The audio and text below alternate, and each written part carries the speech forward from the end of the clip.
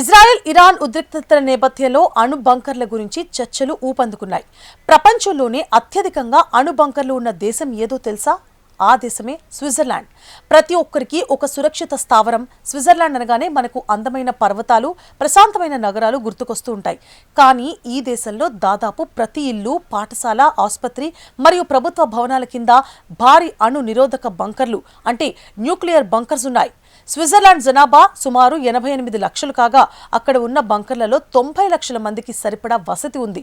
అంటే దేశంలోని ప్రతి వ్యక్తికి ఒక బంకర్ స్థానం సిద్ధంగా ఉంది. అసలు ఈ ఆలోచన ఎలా వచ్చిందో తెలుసా?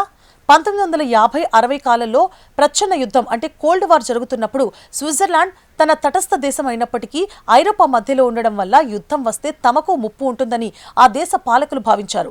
అప్పట్లో స్విస్ ప్రభుత్వం ఒక చట్టం చేసింది. దీని ప్రకారం ప్రతి పౌరుడికి అణు ఆశ్రయం ఉండడం తప్పనిసరి.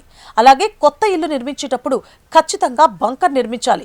లేదు అంటే సమీపంలోని పబ్లిక్ బంకర్లో స్థలం కోసం ప్రభుత్వానికి నిర్ణీత రుసుం చెల్లించాలి. ఇంతకీ ఈ బంకర్ల ప్రత్యేకతలు ఏంటి అంటే, ఈ బంకర్లు కేవలం గదులు మాత్రమే కాదు, ఇవి అత్యాధునిక సాంకేతికతతో నిర్మించబడ్డాయి. వీటిలో అణు వికిరణం సోకకుండా గాలిని శుద్ధి చేసే ఫిల్టర్లున్నాయి. మందపాటి కాంక్రీట్ గోడలు, రేడియేషన్ తట్టుకునే తలుపులు మరియు అత్యవసర మరుగుదొడ్లు ఉండేలా వీటిని నిర్మించారు. ఇవి పాఠశాలలు, ఆసుపత్రుల కింద ఉండే పెద్ద పబ్లిక్ బంకర్లు మరియు ఇళ్ల కింద ఉండే చిన్న ప్రైవేట్ బంకర్లుగా ఉంటాయి. 1990లలో సోవియట్ యూనియన్ పతనం తర్వాత చాలా దేశాలు బంకర్లను వదిలేసినా స్విట్జర్లాండ్ మాత్రం వాటిని కాపాడుకుంటూ వచ్చింది. ప్రస్తుతం యుద్ధ భయం లేనప్పుడు వాటిని వైన్ స్టోరేజ్ గా, ఆఫీస్ ఫైల్స్ దాచుకోవడానికి లేదా స్టోర్ రూములుగా వాడుతున్నారు. అయితే రష్యా ఉక్రెయిన్ యుద్ధం మొదలైన తర్వాత స్విస్ ప్రజలు మళ్లీ తమ బంకర్ల పనితీరును తనిఖీ చేయడం ప్రారంభించారు.